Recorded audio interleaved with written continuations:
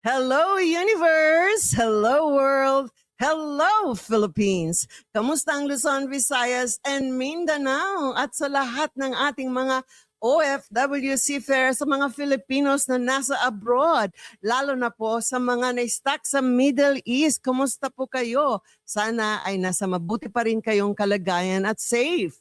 This is your host again, Marlene Crag of Kamusta Ka Bagong Pilipinas, ang bagong talk show ng bayan, with my debonair co-host, Dr. Conrad Pereras, our economist by training, entrepreneur by choice, and health and wellness advocate for life.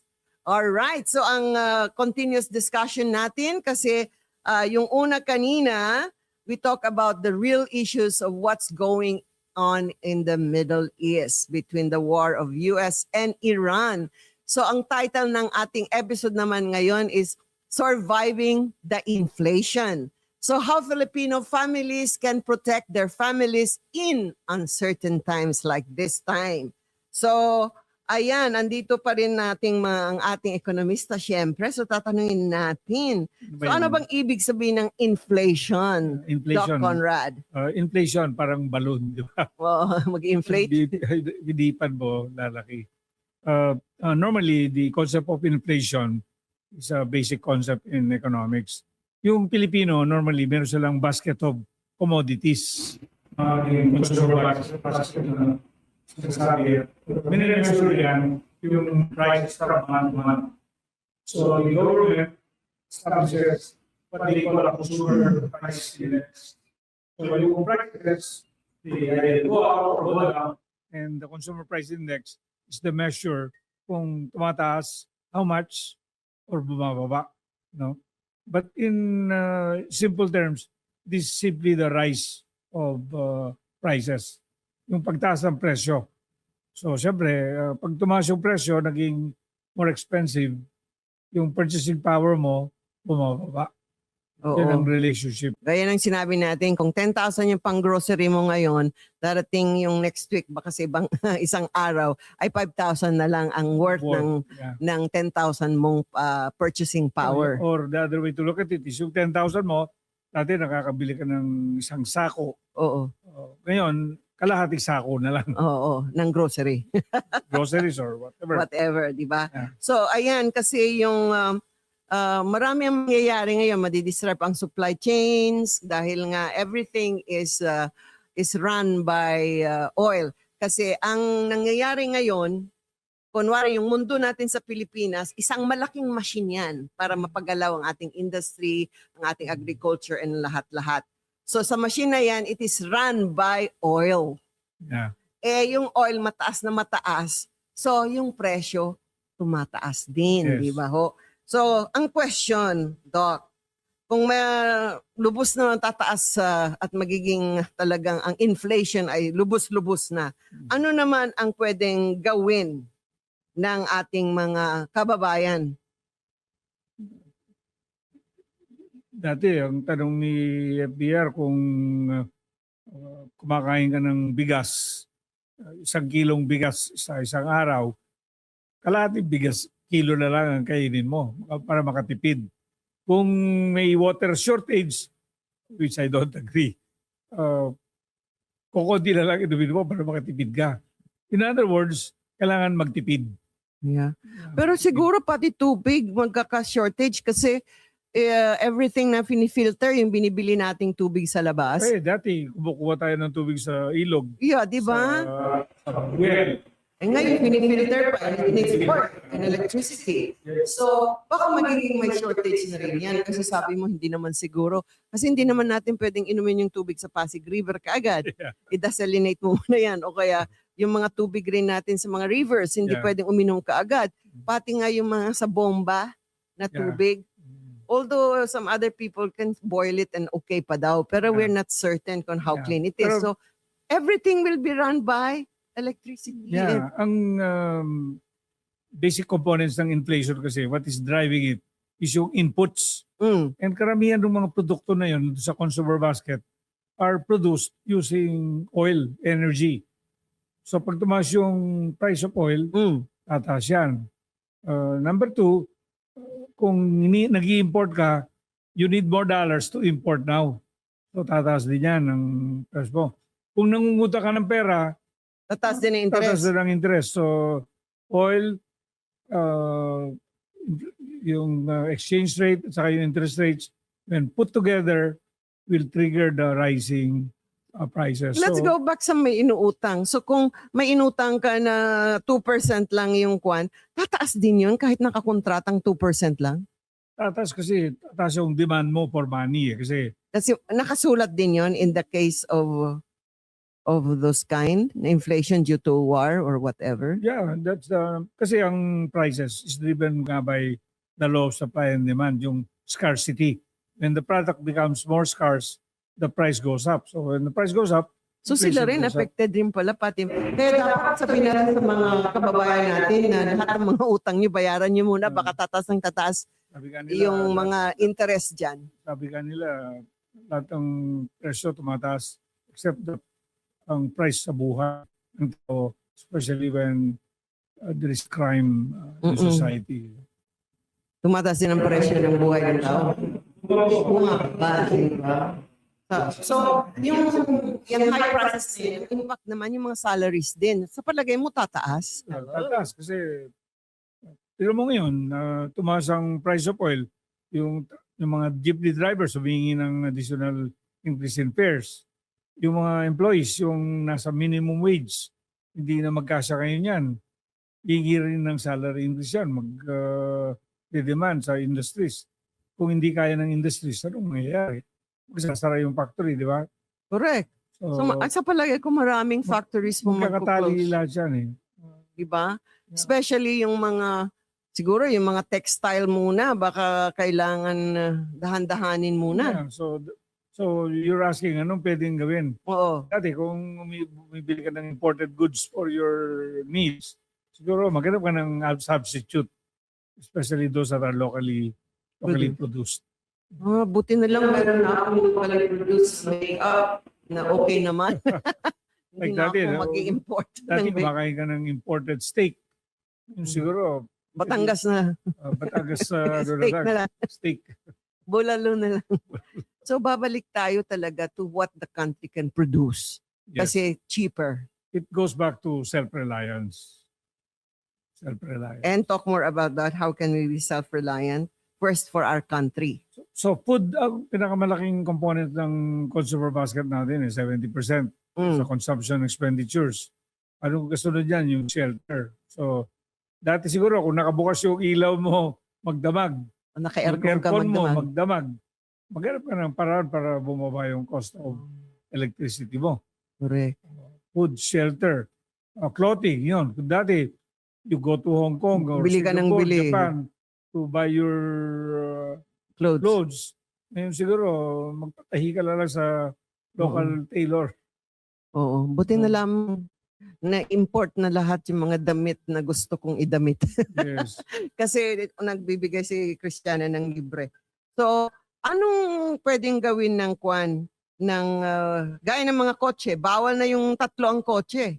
Yes. Magkaya ka na sa maglakad ka na lang. So Or you go damihan back to sana nila biking. yung love bus. I don't mind using love bus. Kaya lang, kung maglabas ako papunta dito, magta-tricycle pa ako papunta sa labas. My son, I learned over the last 5 years that he was in the US, he goes to work using the bike. And the net effect of that is Exercise healthier. healthy. Yeah, it's healthier. Kung malapit, lakarin na lang. Nakarin na lang. Oh. Um, Or the most natural thing you need to do is you look for a place closer to your place of work. paano kung yung ibang kung gagaling pa ng Laguna, papuntang Makati, yung mga Ganap ka ng trabaho doon sa Laguna. Hindi ko pa lang dito nangyayari. Ano bang matrabaho ang maiiwan sa palagay mo? Yung mga, You think we'll still engage in car manufacturing? if we don't need so much cars, why Yes. engage in Baka car mag-i-car na tayo. I think many of my clients have already shifted to electronic vehicles for their transport, starting with their personal cars, and then yung transportation vehicles nila, naghahanap na rin ng EV sa pag-transport Pero ng goods nila. it's still, hindi ba run by electricity rin yun? It's run by electricity, but probably on a Cheaper, no? cheaper, yeah. I mean, saving more of the fuel and oil. Ah, so, On a hybrid car, kung ang gasolina, pag na-charge na yung battery mo, battery na lang. So, paikot-ikot na lang yun. mag-try Makakatipid bike ka. na lang ako, yung tricycle na bike. Bibili na rin ako But you know, para pang grocery. this was an invention of the pandemic, Mm. yung WFH, work from home. Babalik na naman tayo. Baka mag-aral na naman ang ating mga estudyante kasi mahal nga yung electricity na naman sa mga eskwelahan.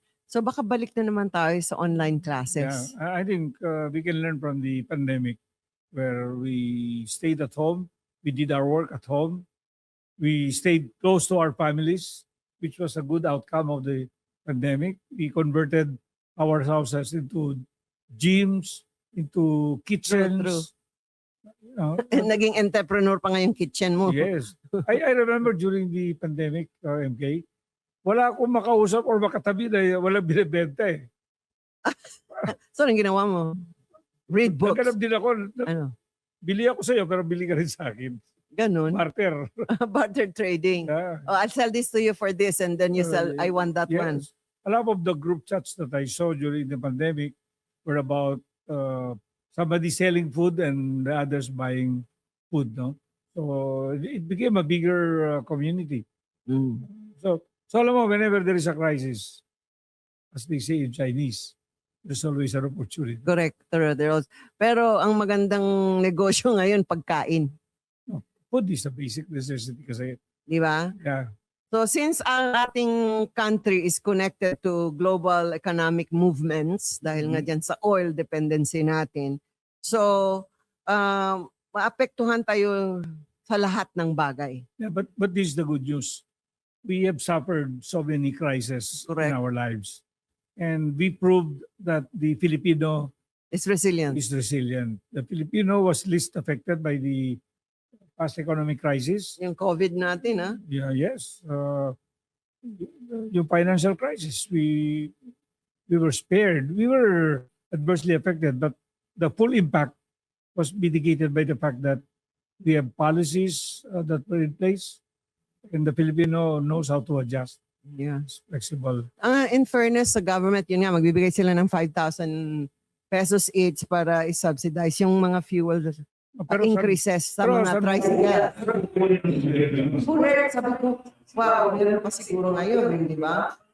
Paano mo in the long run, di ba? Babayaran mo yung mga jeepney drivers, babayaran mo yung, pati ba ng farmers, the president said that he's gonna give 3,000 subsidies for the fuel na gagamitin nila sa kanilang farming. So with the fisher folks, bibigyan 3,000 plus additional 2,000 para sa personal nila. Yeah, that's good. So, yeah. Pero alam mo yan, Pero ang dami niyan. So, saan tayo kukuha ng pera nga? Hindi lang yun. Yan, mga temporary measures lang yan. Correct. Pag nasanay tayo dyan, hindi na tayo magtatrabaho.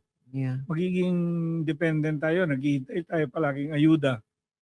Pero probably the government is thinking na, sige for now. Pero sa kalaunan, sabi ng mga analyst, baka gagawing ground attack na rin kasi una air pa lang ang striking, 'di ba? Ngayon ground na. So hahaba pa rin 'yan. Siyempre dapat makuha yung Strait of Hormuz na ma-open and safe. Pero how safe will it be kung andyan yung war? 'Di ba? Yeah. Nakakatakot pa rin. Yes. So I hope China and Russia, these big countries, and America and Europe will talk it out na do the war somewhere else except for the Strait of Hormuz. As we are talking, I'm very sure the back channeling is Being working. done. And those have shoot to diplomacy. Correct. So ano naman masasabi mo sa mga millennials natin? So yung mga professional millennials natin at ating mga Gen Z, what should they do now? I think they're the one who will be least able to adjust because of their lifestyle. Hindi na yan babalik sa probinsya. Unang-una, wala na silang mga probinsyang pupuntahan. They detach themselves already from their provincial roots because they've been used to living in the more urbanized centers. And mahihirapan yan. But also, in terms of work, yan ang pinakamadaling mag-adjust work from home.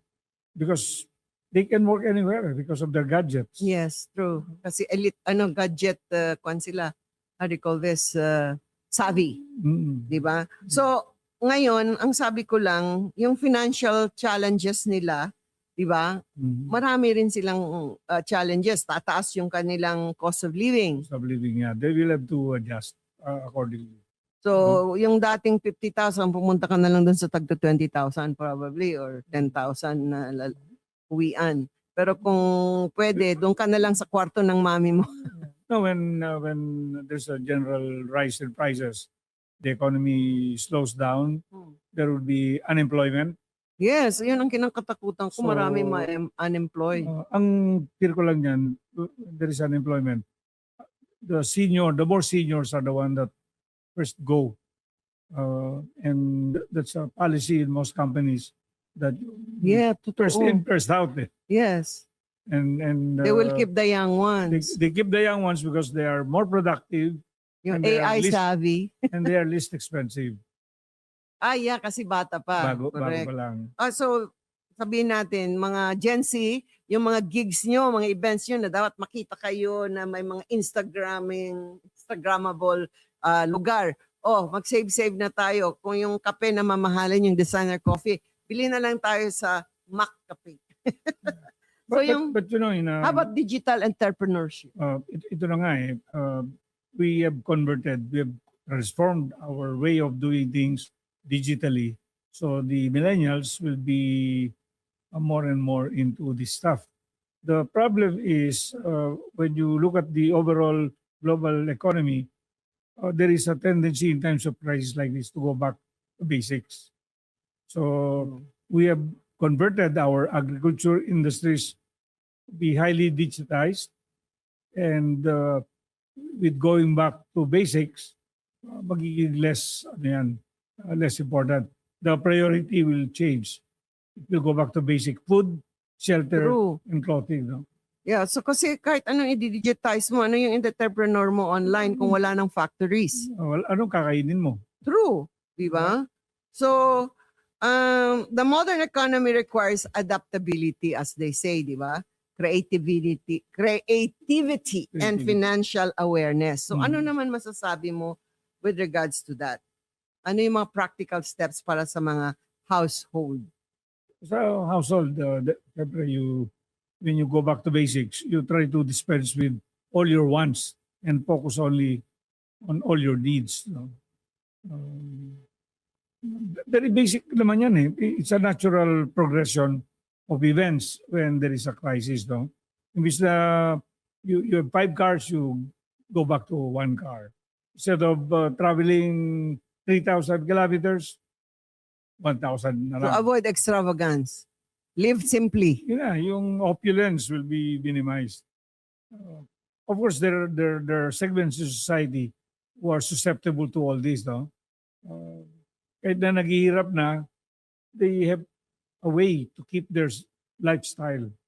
They will keep traveling despite all the odds.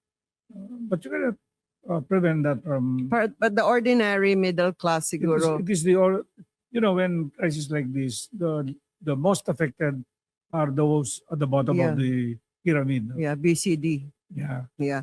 So ano naman regarding to, siyempre, mahina yung mga negosyo. And then yung salary, hindi natin alam kung it can be afforded kasi force majeure din yan eh because of the thing, di ba? May mga magsasarang factories. Yung mga tao, yung mga employers will say, you want to stay, this is only the money I Yes. can. Just like during the COVID times, di ba? Is it okay with you to be paid this way? So, anong pwedeng gawin mo na as a Filipino? Would you tell them to invest their savings to gold, to forex, to real estate? No, in times of crisis, cash is gold. Di ba? So you think yung Filipino money natin will have value or we buy foreign it foreign will- dollars. Kasi we're not operating in isolation. We are not a closed economy. So the actions that are taken by countries are interconnected. So we just have to live with it.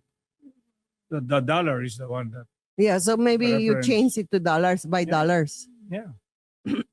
Kasi everything in exchange, laging mabibili Yeah. ang dollar na yan. Ang ano ko lang, lahat yan will boil down to what is necessary. Yung priorities. Priorities. But In our life. priorities will change.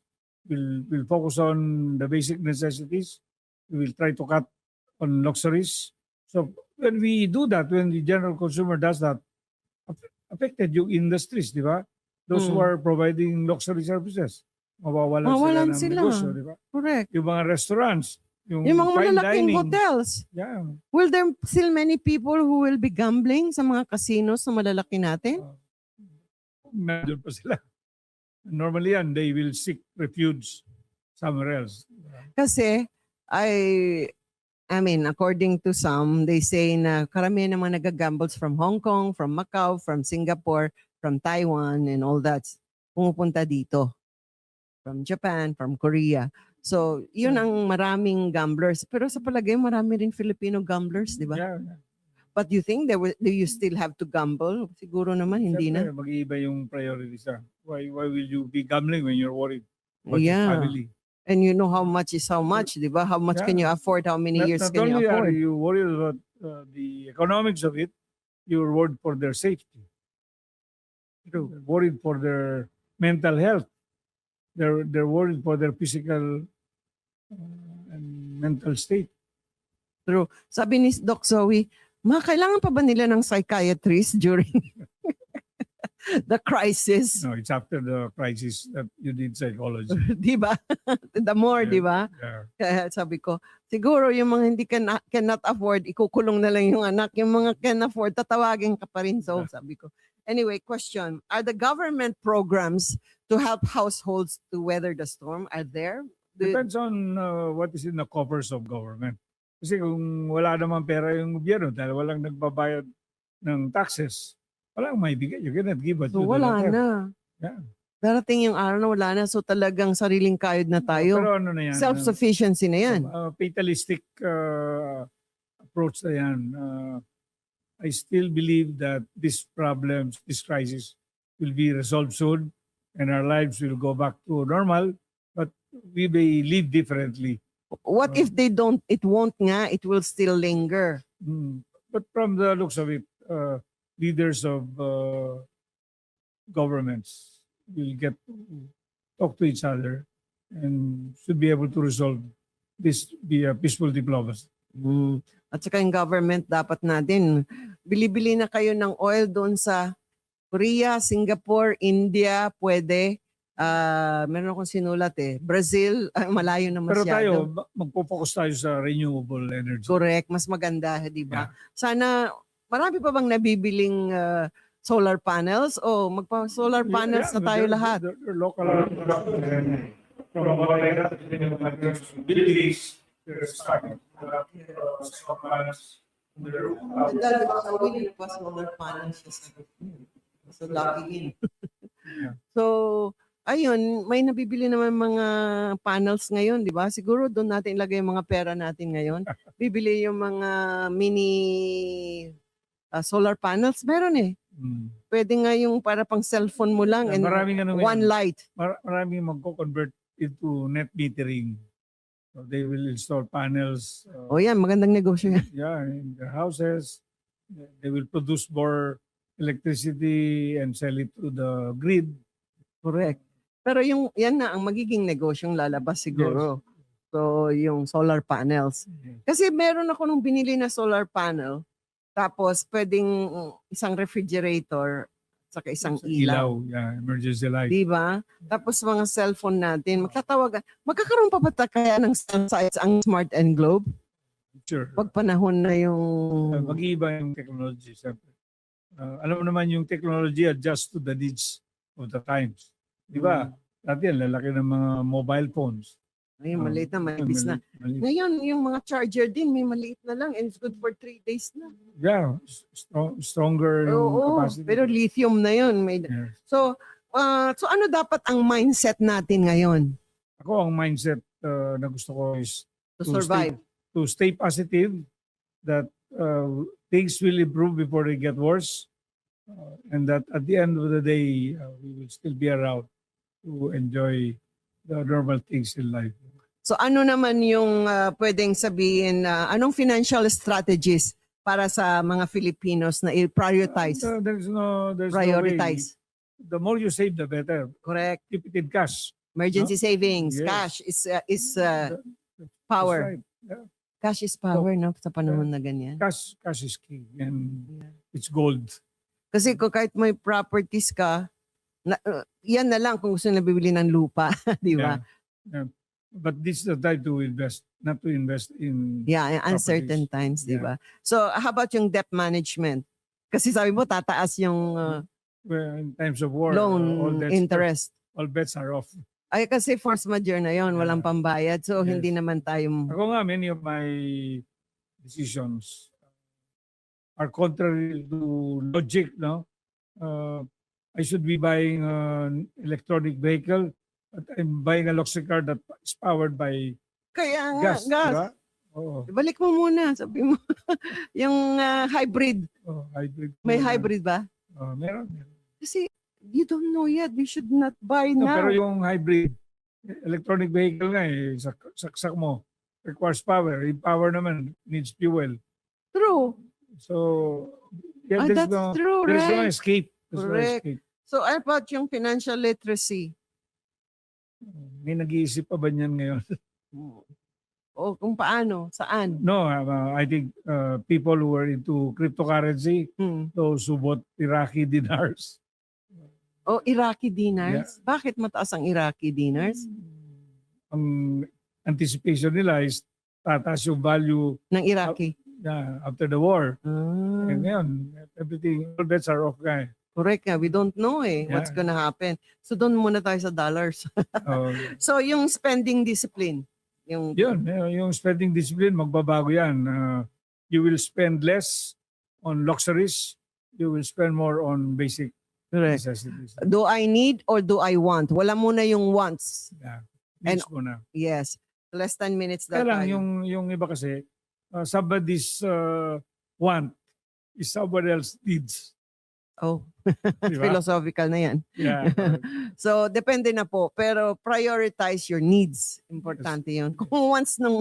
I think, during the pandemic, a lot of people before the pandemic were so busy with many other things. Yes. And they forgot that the wealth that they were pursuing is in their health.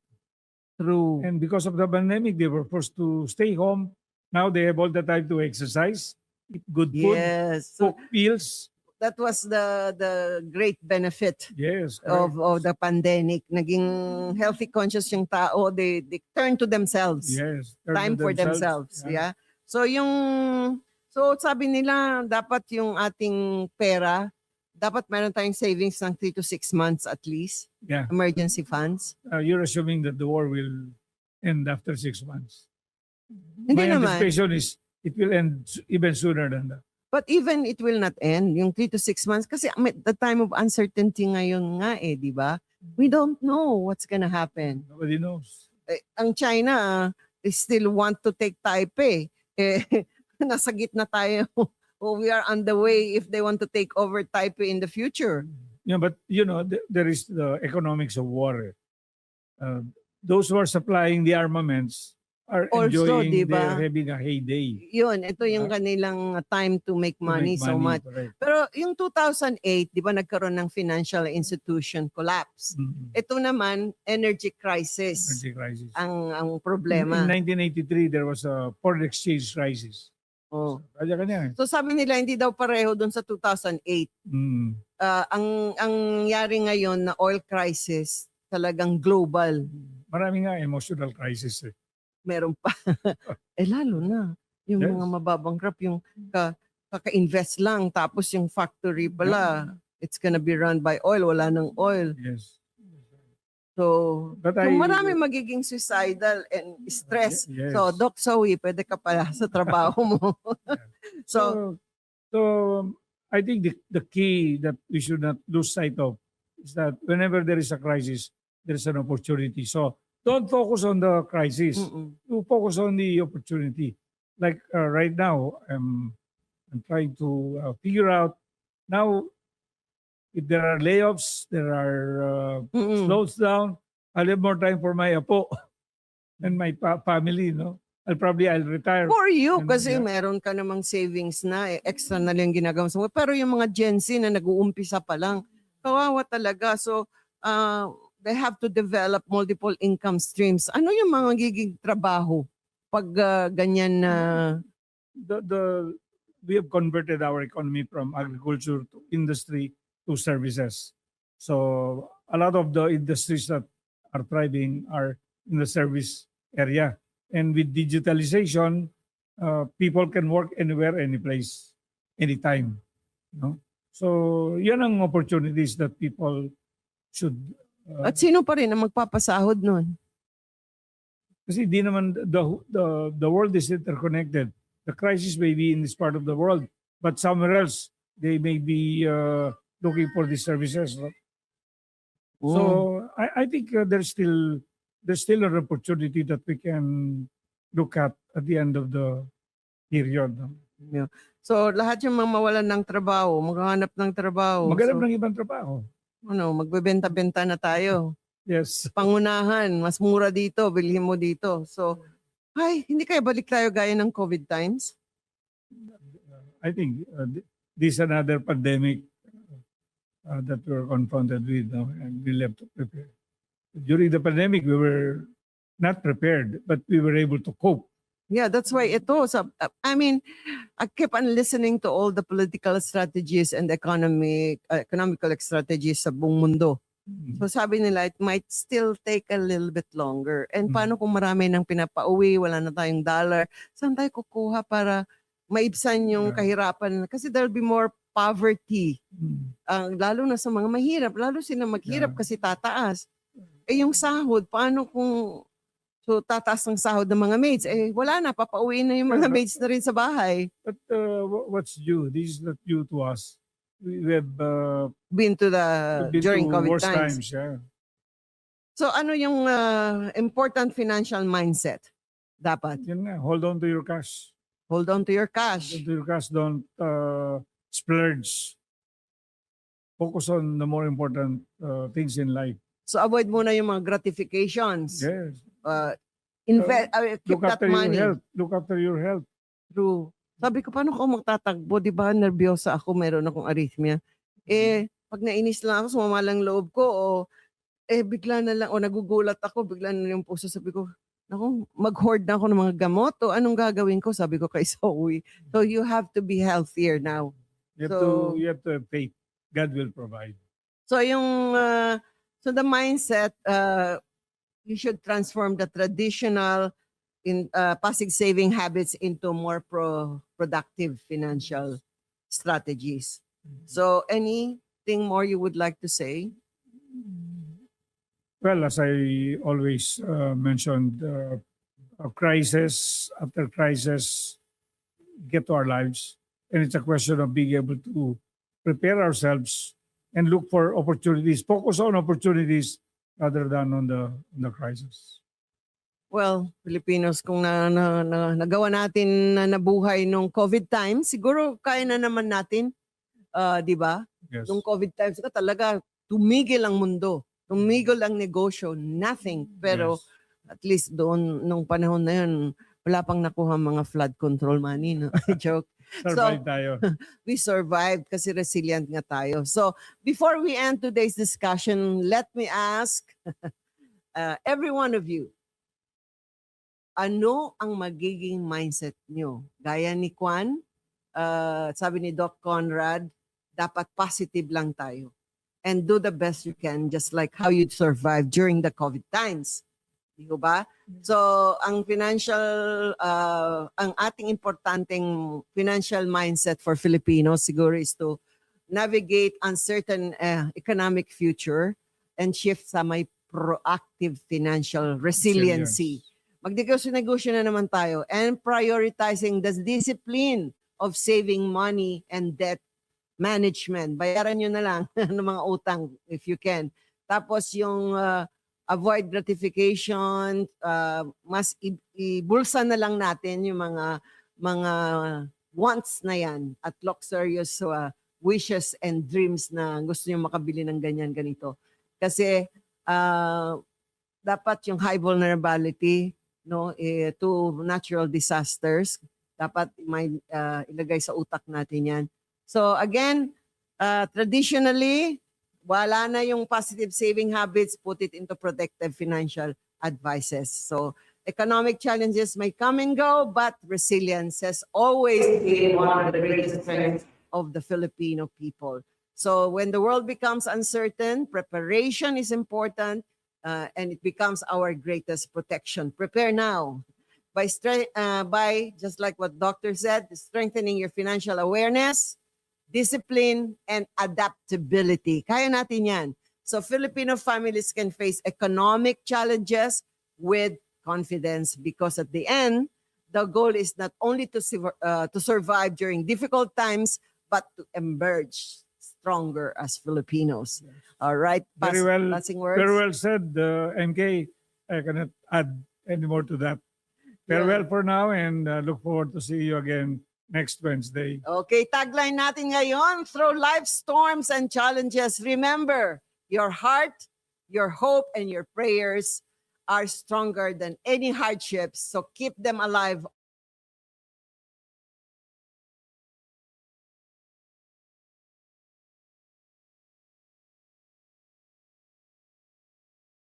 Brad Carreras. And I hope follow us on our Facebook, Kamusta Ka Bagong Pilipinas, and on our TikTok and all on YouTube and also on Instagram.